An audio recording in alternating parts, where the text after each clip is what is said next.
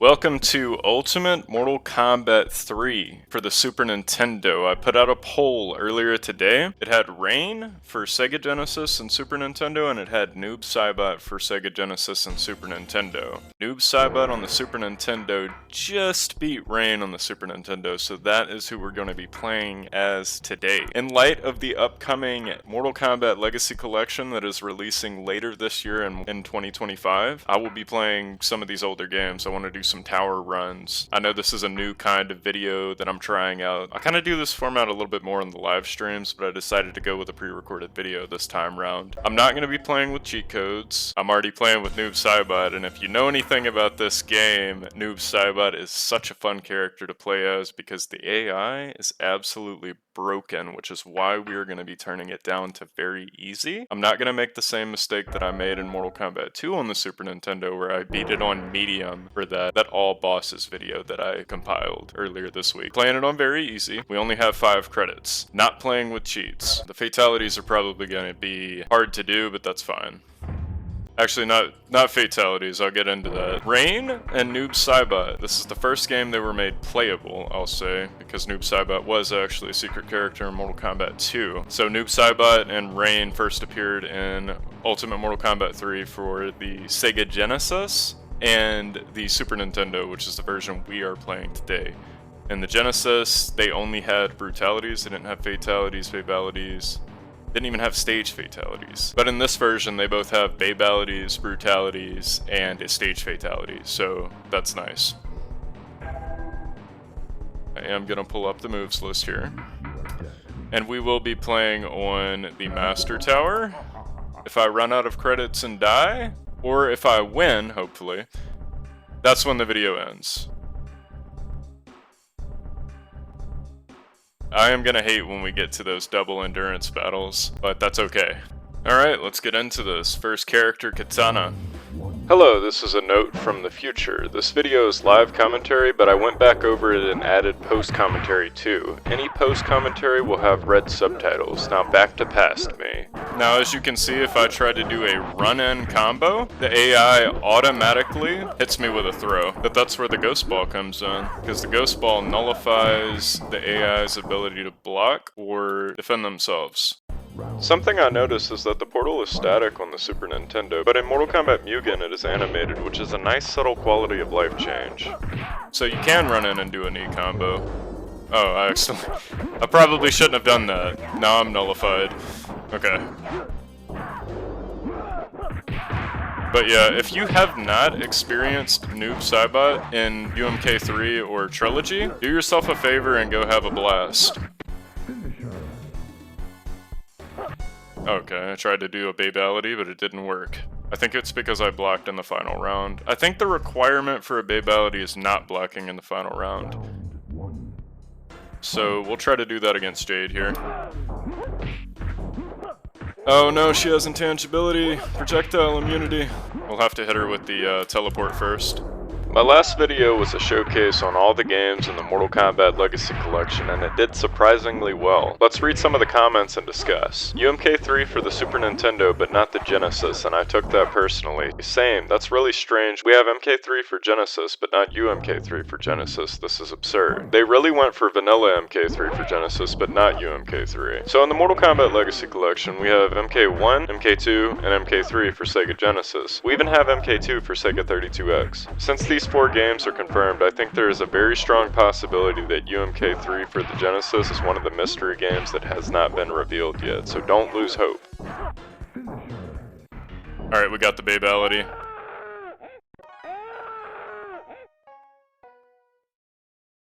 Babality. Alright, Reptile. Now do let me know in the comments if you're excited for the Mortal Kombat Legacy Collection to drop later this year and which game you will be playing first when it comes out. Which character you'll be playing first when it comes out as well. Oh no. I swear the AI cheats so much. Like, when Smoke or Reptile turns invisible, it just seems like not only are they invisible, but they're also invincible. Oh, that sweep where he bounced off my thigh or my calf? That's pretty clean right there.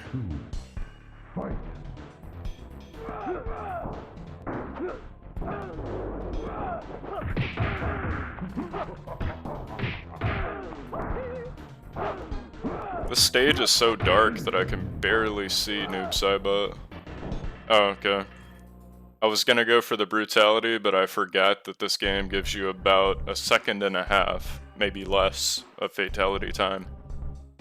And I was gonna turn on the cheat to give myself max fatality time, but I decided not to use cheats because when you activate the hidden menus for the cheats, the cool and the cooler stuff menus, in between every round, the game will go to like a loading screen and say, oh, you have these cheats enabled. So it wasn't necessarily that I didn't want to use them, it's just that I didn't want it to be annoying to edit this video, so I decided to go against it.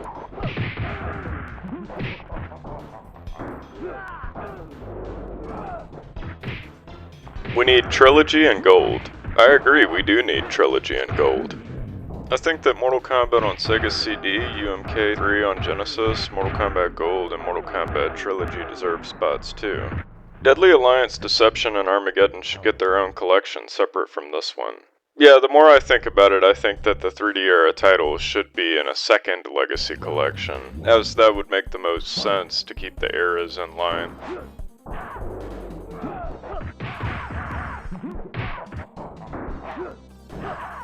But yeah, like I was saying, the first game that I will be playing, it's gonna sound weird, but I'm gonna be visiting Mortal Kombat Deadly Alliance for the Game Boy Advance. I have a lot of nostalgia for that game. My first game was actually Mortal Kombat Deadly Alliance, so on console for PS2, but I also played the handheld versions for Game Boy Advance. I had Mortal Kombat Deadly Alliance, and then I had Mortal Kombat Tournament Edition, which was basically the second half of characters that we didn't get in the first half of Deadly Alliance in the Game Boy Advance. And I'd be willing to say that Deadly Alliance on the Game Boy Advance is one of the best Mortal Kombat handheld games, and I would put it just under Mortal Kombat Unchained for the PSP.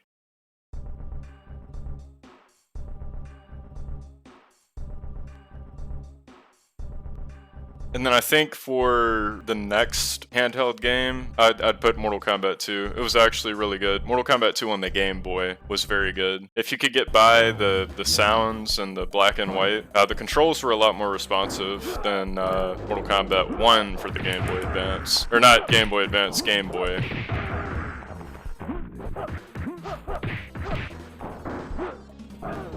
We're kind of breezing through this. Maybe I should have put it on medium.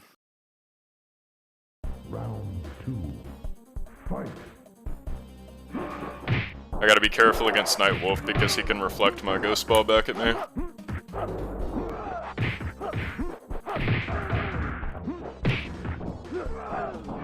Yeah, see, you can't do a run-in combo against the AI. They will always throw you. Unless you hit them with the ghost ball. Is there stage fatality? No, there's not. Damn. I thought I was playing Mortal Kombat Mugen for a second. There's a stage fatality on that board where you can uppercut your opponent into the portal in the background. They get sucked in. And Kung Lao, hopefully he is not as hard as he is in Mortal Kombat Mugen.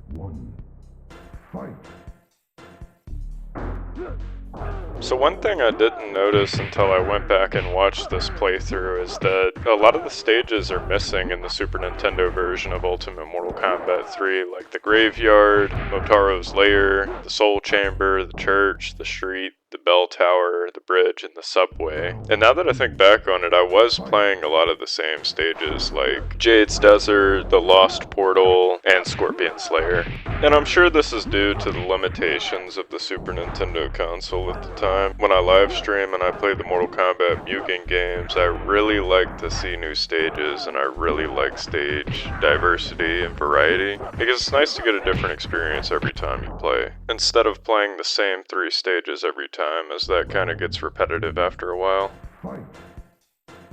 So I did a little bit of AI manipulation right there. If you hold back, sometimes you can bait the AI into throwing a projectile at you, and then you can immediately go forward. Hold on. No, no, no! Couldn't go for the babality. That's what I tried to do. Alright, endurance matches already. Alright, I'm gonna try not to uppercut so I can get the stage fatality, but Cyrax is gonna uppercut, so okay, I guess we can scratch that. I like how as soon as I say that, the AI immediately sends me to outer space.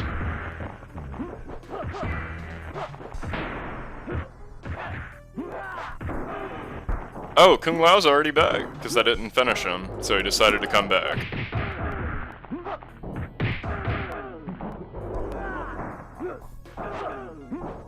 As you could tell right there, one interesting thing about Ultimate Mortal Kombat 3 for Super Nintendo, and I think this also applies to Mortal Kombat 3, vanilla Mortal Kombat 3 on the Super Nintendo, is Cyrax has purple blood here. We got some blueberry jam action going on. I kind of understood why that was the case with Smoke, since he's a purple robot, so that kind of made sense with Smoke, but I don't know why that was the case with Cyrax. But yeah, on the Genesis version of vanilla Mortal Kombat 3 and Ultimate Mortal Kombat 3, the robots actually have black blood. And in the same vein, I noticed that Noob Saibot has red blood in this game. Normally he has black blood, so that was surprising. Gotta be careful here. I guess I blocked during that final round there, so I couldn't do the babality because the requirement is you can't block in the final round. So we got Scorpion, Jade, and Katana. And my controller quit working. It's awesome. See if I can get it to work again. So it was at this point that I knew that I had two options. I could either A, scrap the run and the video entirely and maybe re-record it, or I could B, take a save state, relaunch the game after I got my controller working again, and pick up where we left off. I didn't really want to scrap the run because I thought I was off to a good start, so I decided to take a save state and relaunch the game, and lose the endurance round, use a continue, and pick things back up where we left off. Alright, so strangely enough, my controller stopped working there for a moment, so I had to fix that, but now it is working again. So, that is good. Thankfully I didn't lose my progress. That's what I was worried about. Thought I was gonna have to redo this entire run. And I am right before the bosses, so I did not feel like doing that. Okay, Katana. Nice. We'll go for the flawless. Oh, didn't quite get it. Nice.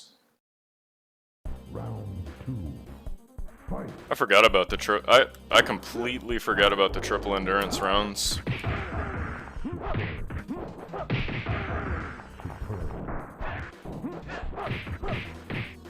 Since I didn't want to lose any continues before the bosses during this triple endurance round, I really had to lock in here. Coincidentally enough, Scorpion, Jade, and Katana were the first characters that I fought at the beginning of this playthrough when I started this Master Tower. So it's quite poetic that they make their return and try to get revenge on me just before the bosses. Just before I fight Motaro and Shao Kahn.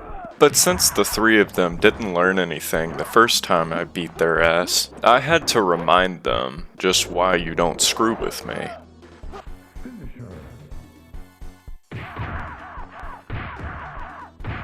And we got the brutality off. Nice. That time you could actually see it, unlike that other stage.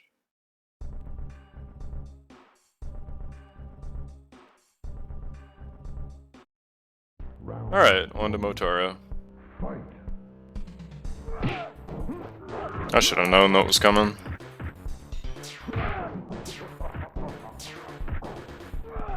No Ghost Ball against Motaro, but I still do have some pretty good combos against him.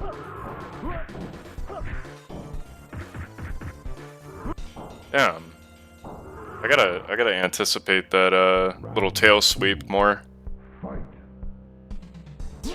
So if you notice, one of the differences on this version versus the arcade version of Ultimate Mortal Kombat 3 is you actually fight Motaro on the rooftop and not in, I think that stage is called the balcony? Or it might be called Noob's Dwarfen. I'm getting a backwards. There's 2 stages. There's Noob's Dorphin and there's the balcony. Okay, we lost against Motaro. Wow. Should not have lost against Motaro there. That's okay. The show must go on. Round 2. Fight. Oh, I was not fast enough. Damn, Motaro is being a hard ass right now. He is being a hard ass right now. Maybe it's because I'm playing as Noob. What the hell is that? I'm like clipped halfway through his body. What is that? Oh my gosh. Please. Okay, those glitches definitely did not feel fair, but that's okay, it's an old game.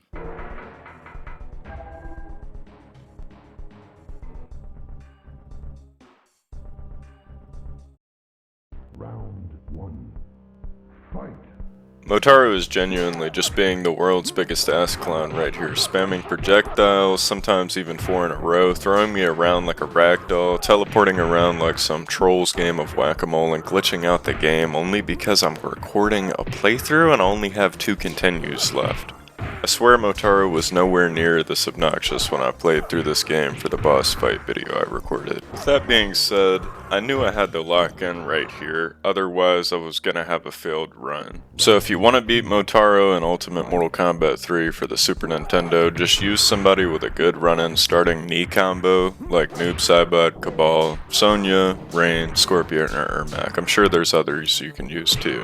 Don't use somebody like Sub-Zero who can spam projectiles, because Motaro just reflects projectiles back at you, so that won't work. You have to face him head on with combos, you can't cheese him out easily. Otherwise he's gonna piss you off like a rushing racehorse. And a friendly reminder that I have this set to very easy and I only barely managed to beat him here, after losing once. Even with the complete bullshit he's putting me through right here, Motaro is much kinder and more forgiving than Kentaro on MK2 for the Super Nintendo. Because that took me 5 or 6 hours and it was hell, because the game starts lagging when you get anywhere near Kentaro. So I'll take this fight over Kentaro any day, even with the bullshittery. Oh, I don't have any run? Okay. So lucky. Wow. I think I only have like 1 or 2 continues left, so I gotta beat Shao Kahn real quick and we gotta get out of here. 1. Fight.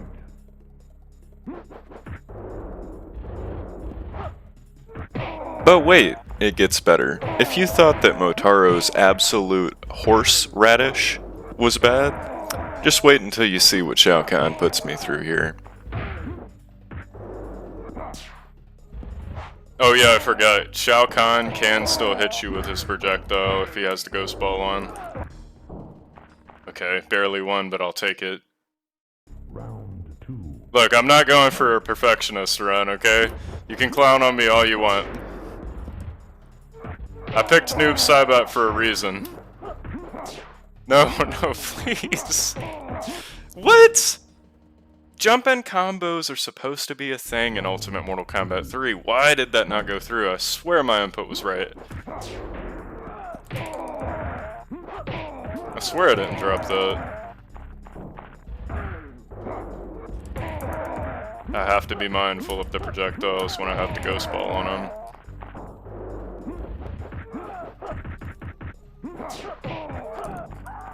Oh, no, no, no. Oh my gosh, look at that. Okay. It's coming down to the last continue that I have.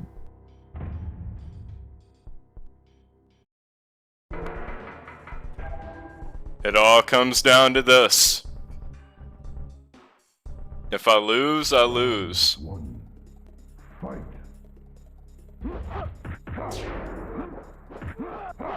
Oh my gosh, please. What the hell? My moves are going through him. Are you kidding me? Everything just went through this man. As you can imagine, things get a little tense right here. I have 1 credit left. I'm on my last credit, and I am 1 round down against Shao Kahn. I've been in a similar position before, but my uppercuts aren't going through, some of my jump kicks or jump punches aren't going through. Even when I have a ghost ball on Shao Kahn, he's still able to do that little green projectile from hell. And I know I have to give it everything I've got to beat this man. Now, I don't appreciate Motaro and Shao Kahn bullying me into a tense quietness where everything is on the line. Which is why I'll be coming back and doing another playthrough as Rain on the Super Nintendo version of Ultimate Mortal Kombat 3 in my next video, and I will have my revenge.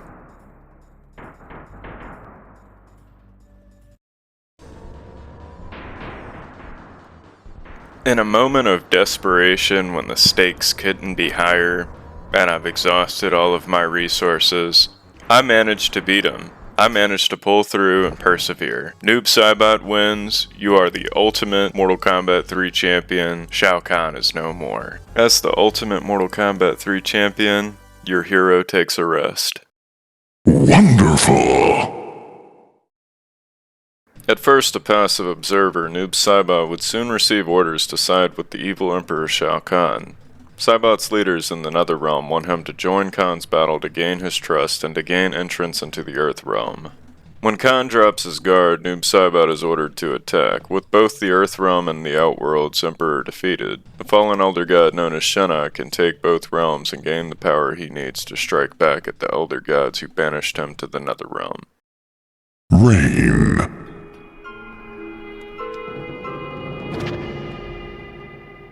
What?